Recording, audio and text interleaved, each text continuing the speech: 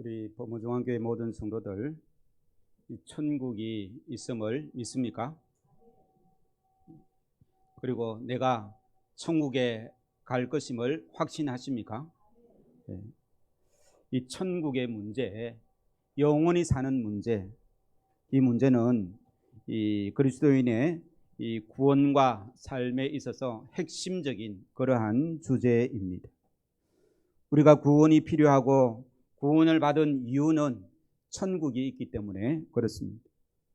천국이 없다면, 우리가 영원히 살 수 없다면, 부활이 없고 영원히 살지 못하고 천국이 없다면 예수 믿는 게 헛것이다 라고 그렇게 성경이 말씀하고 있는데, 누가 그렇게 말했습니까? 사도 바울이 우리가 영원히 사는 게 아니라면 예수 믿는 게 무슨 소용이 있느냐, 이제 그런 말입니다. 그래서 예수를 믿는다라고 고백하는 믿음의 성도들은 천국이 있음을 우리가 믿고 우리가 천국에서 영원히 살 것을 믿는 줄로 믿습니다.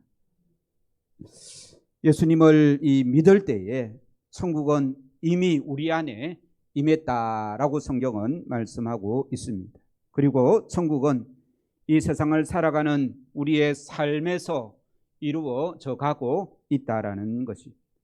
그러니까 천국은 이미 임했는데 이루어져 가고 있다. 말이 좀 이상하죠, 그죠? 신학적인 용어로 이미 그러나 아직이라는 단어로 설명을 하고 있는데, 내가 예수님을 믿는 순간 나는 이미 하나님의 자녀가 되었지만 아직이라는 말은 아직 하나님의 그 성품을 온전히 다 이루지 못했다라는 것입니다. 우리는 하나님을 닮아가는 과정 중에 있는 줄로 믿습니다. 출애굽기에 빗대어 우리의 인생을 설명하자면, 세상과 죄와 사탄의 이 때를 벗어버리고 애굽을 떠나 이제 이스라엘 백성들이 어디로 갑니까? 광야에 가 있지 않습니까? 그죠? 그러니까 우리의 신앙생활, 예수를 믿고 구원받고 난 후에 이 땅에서 사는 삶이 광야의 생활이라는 거죠. 광야에 생활하다가 이스라엘 백성들이 가나안 땅에 들어가지 않습니까? 그죠? 그 가나안 땅에 들어간 그것이 우리 그리스도인들이 영원한 천국, 이 영생의 삶을 사는 것으로 빗대어 설명할 수가 있습니다. 그러므로 우리 그리스도인은 천국 시민으로서 이 땅에 살아가고 있는데 광야에서 훈련받는 중이다라는 겁니다. 무엇을 훈련을 받을까요? 하나님을 닮아가는 것, 하나님의 성품을 배워가는 그런 훈련을 받게 되는 것입니다. 그런 삶을 영적인 삶이다라고 표현하고요, 그 다음에 이 영적 투쟁의 삶이다라고도 말하고 있습니다. 왜냐하면 죄와 싸우면서 살아가야 되기 때문에 그렇습니다. 그러다가 어느 날 주님 나라에 이를 줄로 믿습니다. 마지막 날 육신의 옷을 벗고 주님 앞에 설 때에, 주님이 재림하시는 날, 아니면 우리가 이 땅의 생명을 다하는 그날, 주님을 믿지 않는 자들에게는 그날이 심판의 날이지만 주님을 믿는 우리에게는 영광스러운 천국의 삶을 살 줄로 믿으시기를 주의 이름으로 축원합니다. 이 믿음이 없으면요, 헛것이라는 것이죠. 그래서 언젠간 이 세상에서 믿음의 선한 싸움을 다 싸우고 달려갈 길을 다 간 후에 우리는 이 육신의 장막을 벗게 된다는 것입니다. 그때에 하늘과 이 하늘의 그 나팔 소리가 들리고 천사의 환영을 받는 가운데 영광스러운 그 주님의 얼굴을 뵙게 되고 그 하나님의 나라의 잔치에 참여하게 된다는 말씀입니다. 예수님은 이러한 천국을 우리에게 가르쳐 주시기 위해서 비유를 들어서 여러 가지 천국 비유에 대해서 말씀하고 있습니다. 오늘 말씀도 그때의 천국은이라고 말하면서 천국 이야기를 주님께서 해 주시는 것이죠. 오늘 말씀을 들으면서 모든 성도들에게 이 천국 소망을 새롭게 하는 은혜가 있기를 간절히 축원합니다. 우리 1절 2절 같이 읽겠습니다. 시작. 그때의 천국은 마치 등을 들고 신랑을 맞으러 나간 10 처녀와 같다 하리니 그 중에 5은 미련하고 5은 설기 있는 자라. 1절에서 말하는 말씀은 천국이란 신랑을 맞이하는 신부와 같다는 말이죠. 천국은 마치 무엇과 같다고요? 신랑을 맞이하는 신부와 같다. 이 남편이 누구냐에 따라 아내의 위치가 결정되지 않습니까? 그죠? 반대로 아내가 누구냐 따라 남편의 위치가 결정되기도 합니다. 그래서 내 남편이 누구냐? 성경은 이 하나님을 우리의 남편, 예수님을 우리의 남편이다라고 이렇게 말씀하고 있습니다. 따라서 해보시기 바랍니다. 나의 신랑은 우주를 창조하신 하나님이시다. 예. 예. 예. 예수 나의 신랑. 아멘 하지 않습니까? 그죠? 우리 주님이 어떤 분이십니까? 온 천지를 만드신 분이 누구라고요? 내 신랑이라는 거예요. 예. 집에 있는 말 안 듣는 그 신랑이 아니라 특히 유독이 세 분이 참 큰 소리로 웃는데 예수님이 나의 신랑이시다. 우리 남자분들도 예수님이 나의 신랑이시다 라고 고백하는 복된 은혜가 있기를 주의 이름으로 축원합니다. 나를 사랑해서 아들까지 십자가에 아낌없이 내어주신 그 하나님이 우리의 신랑이시고 나를 구원하시기 위해 자신의 몸을 십자가에 내어 던지신 분이 나의 신랑이시다. 그 신랑의 사랑을 알고 그 신랑을 기다리는 사람들이 이 10 처녀인 것이죠. 그래서 우리는 예수를 믿는다라고 하면요, 내 신랑이 누구라고요? 천지를 지으신 하나님이시다라는 이런 자부심을 가지는 복된 은혜가 있기를 주의 이름으로 축원합니다. 이 세상에서 내가 좀 가진 것 없고 볼품 없어도 내 신랑은 누구라고요? 하나님이시다. 네. 그런 믿음이 있는 자는 이 땅을 힘있게 살아갈 줄로 믿습니다.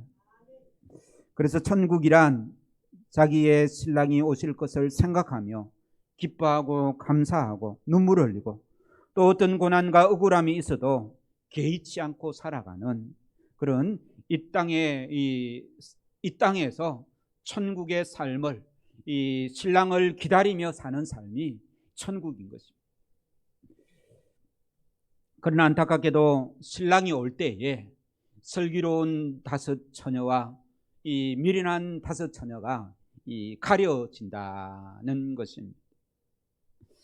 오늘 본문에 보면 처녀 10명이 있는데 모두 다 무엇합니까?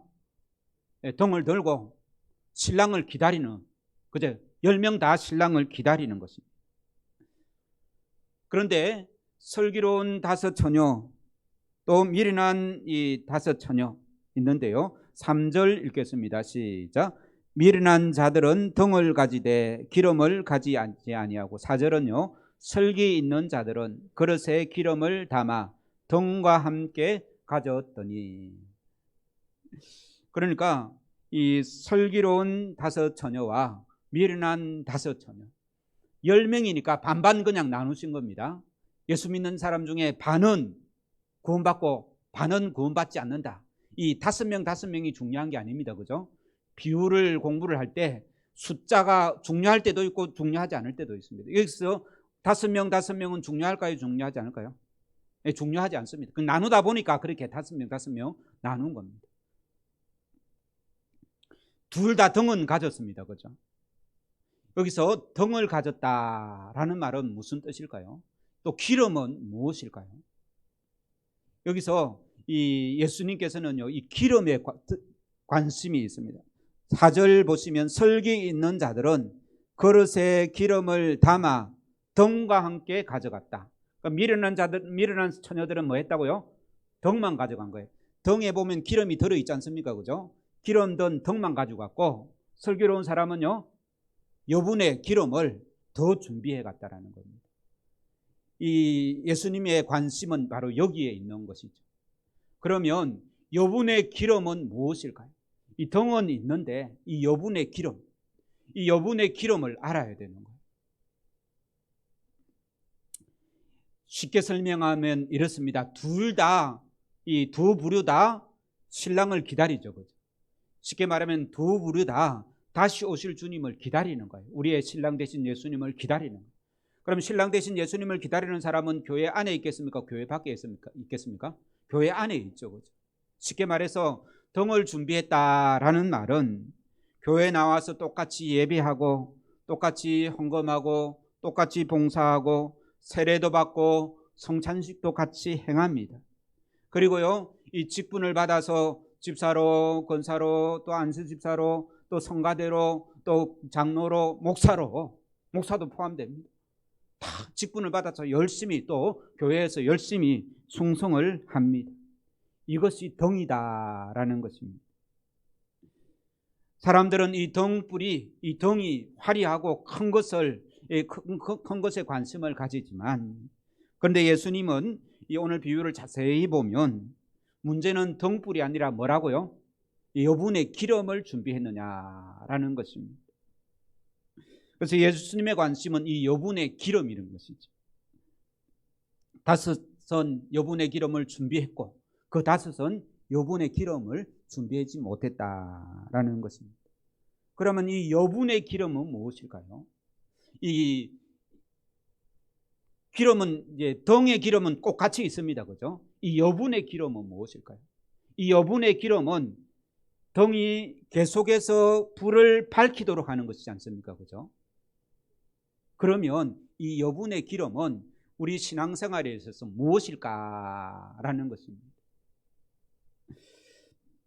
많은 분들이, 설교자들이요, 이 여분의 기름은 믿음입니다, 사랑입니다, 특히 많이 강조하는 것은 성령의 역사, 성령의 이 힘입니다, 이제 그렇게 강조를 합니다. 이렇게 특정한 한 가지가 이 기름이다라고 말할 수도 있겠지만, 오늘 본문 말씀을요, 우리 31절부터 나오는 양과 염소의 비유가 31절부터 나오거든요. 양과 염소의 비유와 연결해서 생각해 보면, 양과 염소의 비유는 다다음 주에 배울 겁니다. 저를 보시고, 성경 보시면 저를 보시고, 이 연결해서, 그 연관해서 이제 기름이, 여분의 기름이 무엇일까를 생각해 보면 이렇게 생각하면 됩니다. 이 덩은요, 형식인 거예요. 그럼 기름은 뭘까요? 형식 안에 우리의 이 마음, 이 생각, 우리의 자세. 하나님이 우리의 형식을 받겠습니까? 우리의 이 중심을 받습니까? 중심을 받죠. 사람들은 형식을 봅니다. 외모를 봅니다. 그죠? 근데 하나님은 우리의 중심을 보시는 분이시죠. 이 형식 안에 우리의 중심을 담아서 하나님께 드리는 게 이 예배입니다. 그런데 사람들은요, 이 형식을 더 중요시하는 것이죠. 그래서 좀 전에 설명드린 대로 봉사하고 직분을 받고 충성할 때에 그것은 형식이지 않습니까? 그죠? 그 안에 무엇이 들어야 되겠습니까? 감사가 들고 기쁨이 들고 이 자원함이 들고, 참 이 기쁨으로 봉사하는 사람과 억지로 어쩔 수 없이 불평한 사람이 봉사하는 사람, 불평하면서 봉사하는 사람과 같습니까? 다를까요? 네. 봉사했다라는 것은 같지만 하나님이 보실 때에 무엇을 받느냐라는 것입니다. 가인과 아벨이 하나님 앞에 제사를 드리지 않습니까? 그죠? 드릴 때 하나님은 아벨의 제사는 받으시고 가인의 제사는 받지 않았습니다. 똑같이 형식을 가지고 이 하나님 앞에 제사를 드렸습니다. 그런데 아벨의 제사는 받으시고 가인의 제사는 받지 않았다는 거예요. 아벨의 제사가 어떻게 드렸는지는 잘 모르는데 가인의 제사를 왜 안 받는지 그 뒤에 말씀을 가만히 보면 이 가인은요, 하나님 앞에 막 되어듭니다. 막 하나님께 화를 냅니다. 그럴 때 이 하나님께서 가인에게 하는 말씀이 있습니다. 네가 네 화를 다스릴지니라 라고 이렇게 말씀하십니다. 그러니까 이 가인은 형식적으로는 예배를 드렸지만 마음속으로는 하나님을 향한 공경과 하나님을 향한 사랑과 하나님을 향한 감사가 있었단 말입니까? 없었단 말입니까? 없었다라는, 늘 불평만 있었다라는 것이죠.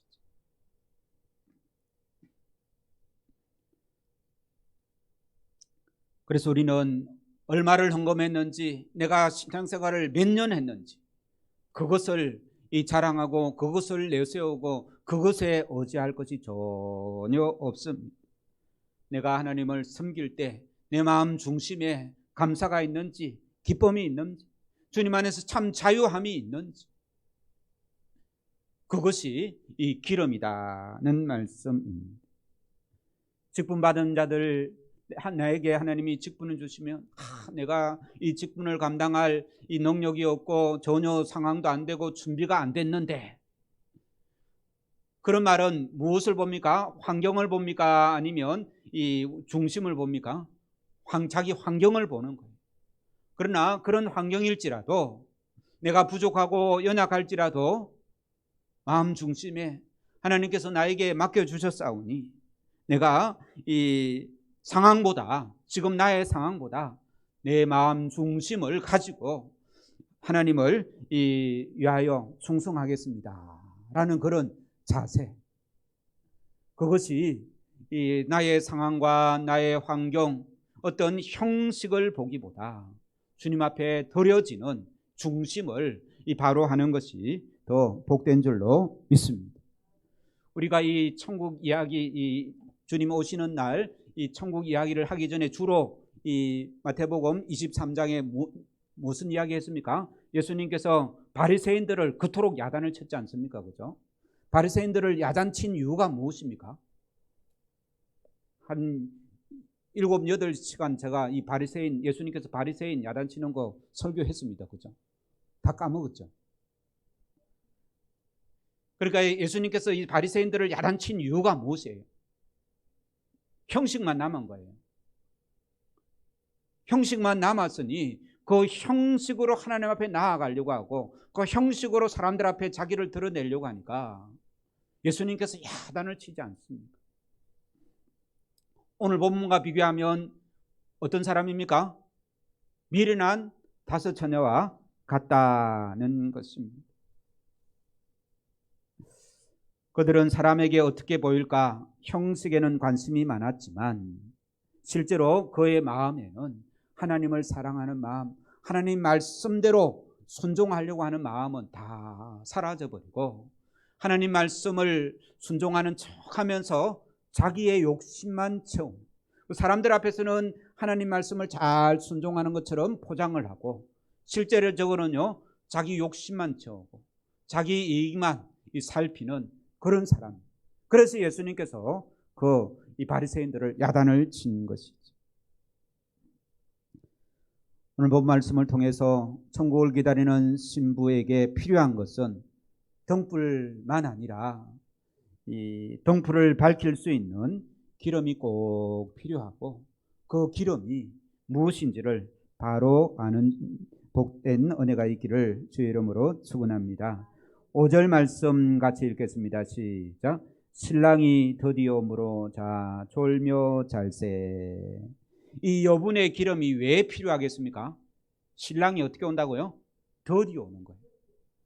내 생각보다 훨씬 늦게 오니, 등을 준비할 때 이 등불을 얼마 정도 탈겠다 계산할까요? 안 할까요? 하겠죠. 그죠?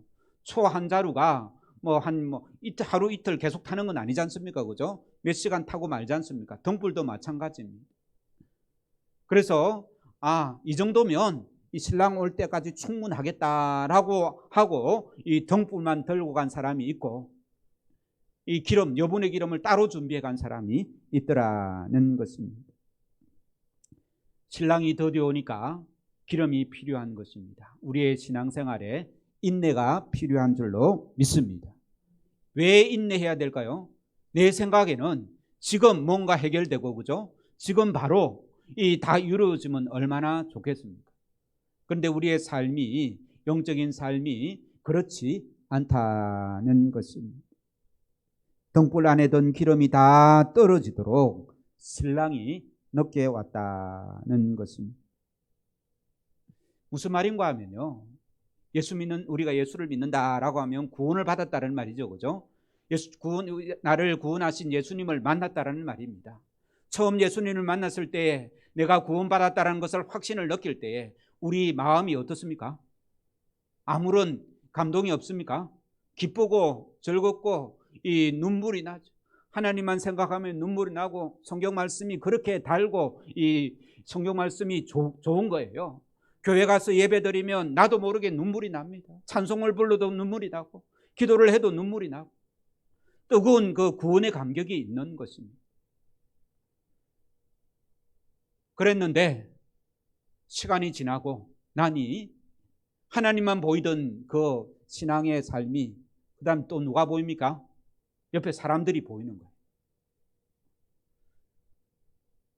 그러니 하나님만 눈치 보고 신앙생활을 해야 되는데 점점 사람들이 보이는 거예요. 그러면 사람들에게도 잘 보이려고 하는 것입니다. 그러다 보면 어떻습니까? 구원의 감격이 계속 유지가 됩니까? 아니면 조금씩 식어져 갑니까? 예, 식어져 가는 거죠. 하나님을 향한 뜨거운 사랑이 있었는데 시간이 지나다 보니 그 사랑도 점점 식어갑니다. 하나님 말씀을 들을 때 너무나 뜨겁고 그 말씀이 달고 오묘하고 그 말씀이 귀했는데 요즘에는 아무리 설교를 들어도 그저 그러리니 하고 넘어가는 심령이 있다는 것입니다. 점점 식어져 갑니다. 그 등불이 점점 꺼져 갑니다. 기름이 없기 때문에 그렇습니다. 형식이 자리 잡고 욕심이 찾아왔습니다. 그래서 이 형식적인 예배를 드리지만 그 안에 기쁨이 사라집니다. 성도들을 보면 사랑스럽고 감사하고 기쁨을 나누어야 되는데 기름이 없다 보니 형식적으로 적당하게 인사하고 적당하게 사랑하고 적당한 이 신앙생활을 하게 되는 것이죠.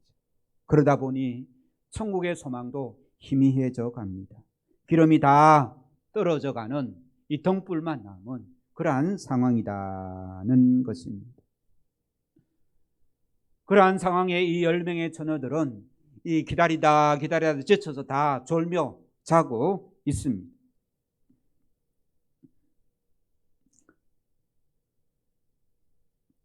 그때에 신랑이 온다라는 소리가 들리는 것이죠. 그래서 허겁지겁 어떻게 합니까?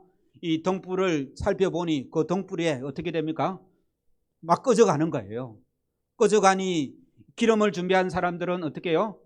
등불에 기름을 채우고 있는데 이 기름을 준비하지 않은 사람은 어떻습니까? 이 꺼져거든요. 그럼 제일 먼저 어떤 반응을 보이겠습니까?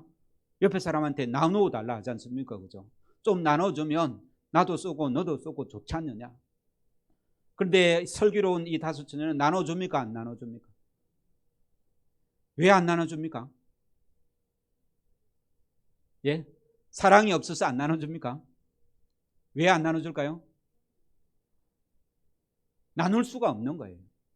물론 기름은 나눌 수 있지 않느냐라고 말하는데 제가 말하는 그 기름은 무엇이라 했습니까? 내 중심이라 했잖아요. 내 중심을 어떻게 다른 사람하고 나눌 수 있겠습니까? 그렇지 않습니까? 내 사랑을 다른 사람과 나눌 수가 있습니까? 없습니까? 내가 주님을 사랑하는 그 사랑을 다른 사람과 나눌 수 있냐라는 것이죠. 나눌 수 없는 것이죠.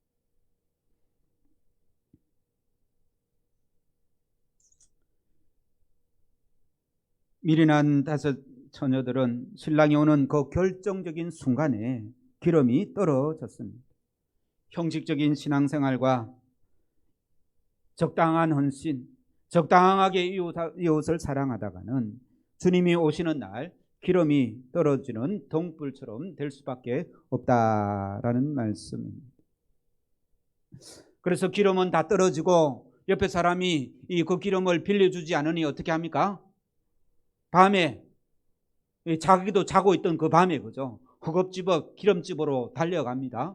그러면 어떻게 하겠습니까? 자고 있는 그 집에 문을 막 두드리겠죠. 그러면 주인은 어떻게 합니까? 불평을 하면서 이제 기름 내주지 않겠습니까? 그죠? 그 이제 욕을 먹으면서 기름을 가지고 허겁지겁 또 이 잔치집에 달려왔는데 그 잔치집은 문이 다쳤다라고 성경은 말씀하고 있습니다. 우리 12절 말씀 같이 읽겠습니다. 11절 12절 시작. 그 후에 남은 처녀들이 와서 이르되 주여 주여 우리에게 열어주소서. 대답하여 이르되 진실로 너희에게 이르노니 내가 너희를 알지 못하노라 하였느니라. 그 신랑이 신부들을 알지 못한다라고 그렇게 말씀하시는 이 본문에서 이 허겁지겁 신자, 헐레벌떡 신자라는 말이 나왔다고 합니다. 무슨 말인지 모르십니까? 이 뒤늦게 뭔가 해보려고 하는 사람들을 말하는 것입니다. 문이 닫히고 나면 이미 늦은 것이다는 것이죠. 내가 너희를 알지 못하노라 이 말씀은요, 아까 31절 이하의 양과 염소의 비유에서 더 자세히 나옵니다. 그때 좀 더 다루어 보겠습니다. 그래서 우리가 오늘 말씀에서 우리가 꼭 기억해야 되는 것이 바로 13절입니다. 시작.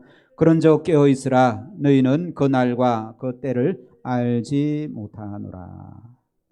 기회가 주어질 때 준비해야 된다는 말씀입니다. 깨어 기름을 준비하는 지혜로운 성도들 되기를 주의 이름으로 축원합니다. 그래서 여기서 오늘 본문에서 관심을 가져야 되는 것이 기름이고요. 또 깨어라라는 말입니다. 13절에 나오는 깨어라는 말.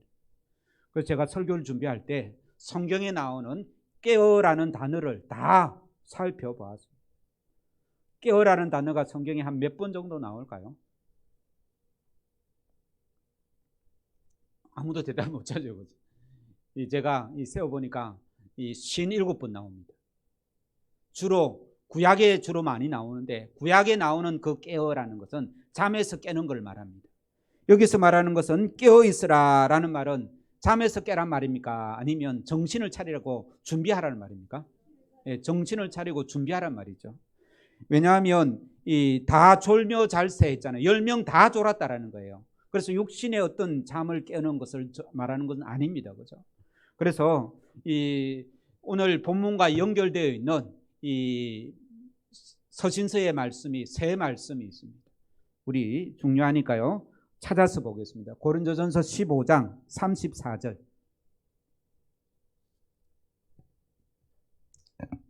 예, 그 사도행전 지나서요, 고린도전서 15장, 사도행전 로마서 15장 34절.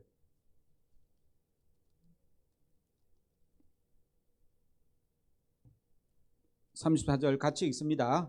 네, 같이 읽습니다. 혼자 읽지 말고. 시작. 깨어 의를 행하고 죄를 짓지 말라. 예. 깨어인데 이 깨어서 어떻게 하라고요? 의를 행하고 죄를 짓지 않는 것이 깨어 있는 삶입니다. 그 다음은요, 16장 고린도전서 16장 13절.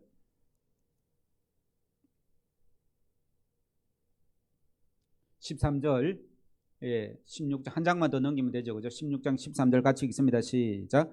깨어 믿음에 굳게 서서 남자답게 강건하라.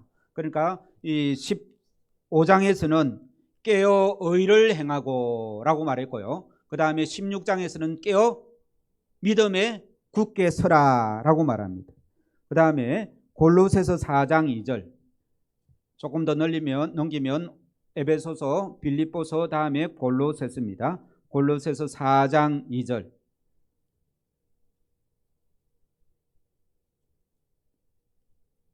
골로새서 4장 2절 읽습니다. 시작. 기도를 계속하고 기도에 감사함으로 깨어 있으라. 그래서 이 신약의 서신서들, 이 사도 바울을 통해서 주신 하나님의 말씀에 보면 깨어 있으라라는 의미가 어떻게 사용되어집니까? 깨어서 의로운 삶을 사는 것. 이게 깨어 있는 거예요. 우리의 삶이 의로운 삶, 하나님을 닮은 삶이라는 것입니다.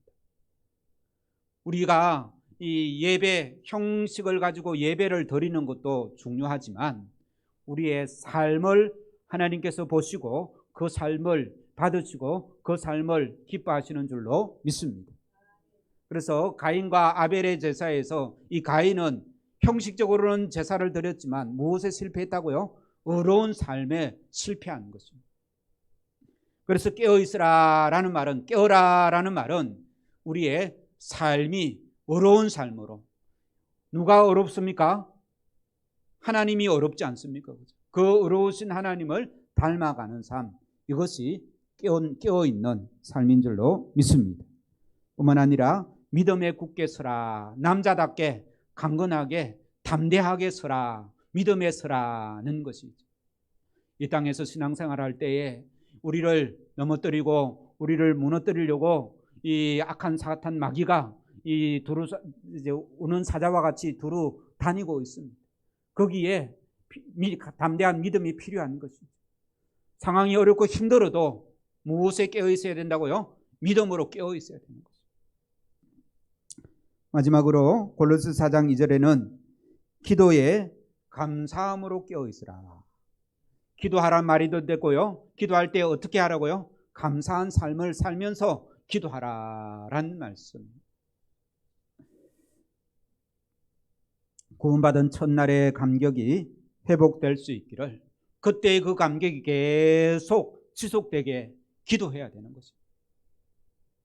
기도하지 않으면요, 세상의 소리에 늘 빠져 들어갈 수밖에 없습니다.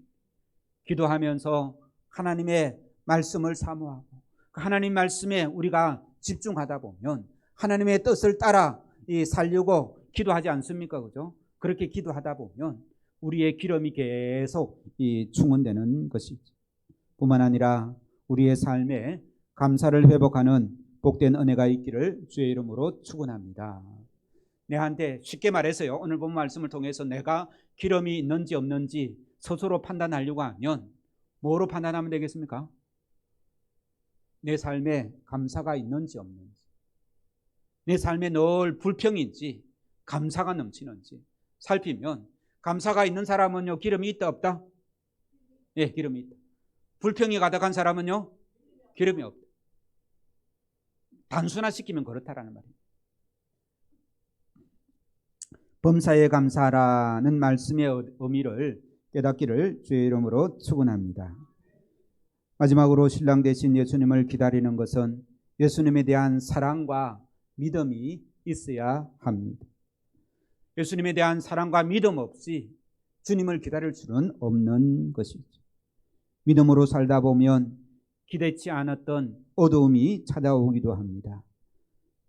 끝날 것 같았는데 계속되는 어두움이 있습니다. 내 예상을 넘어서는 시련이 있다는 것입니다. 미련한 다섯 처녀들은 자기가 계산했던 기름보다 더 오래 기다려야 되는 것입니다. 더 인내를 요구하는 어려움이 있습니다. 뿐만 아니라 계속되는 단조로움도 있습니다. 우리가 다 이겨내야 되는데 무엇으로 이것을 이겨낼 수 있습니까? 주님을 향한 사랑인 줄로 믿습니다. 견디고 유혹을 이겨내게 하는 힘은 예수님에 대한 사랑이라는 것입니다. 견디고 이겨내려면 주님과 더 친밀한 사랑이 있어야 될 줄로 믿습니다.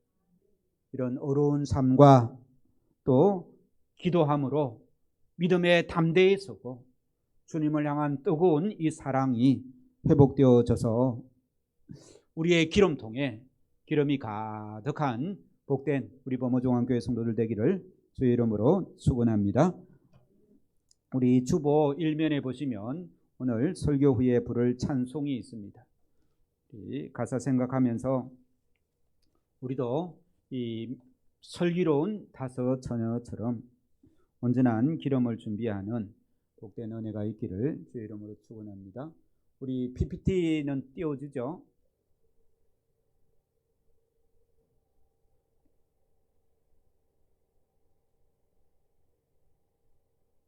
우리 가사 한번 읽어보겠습니다. 시작.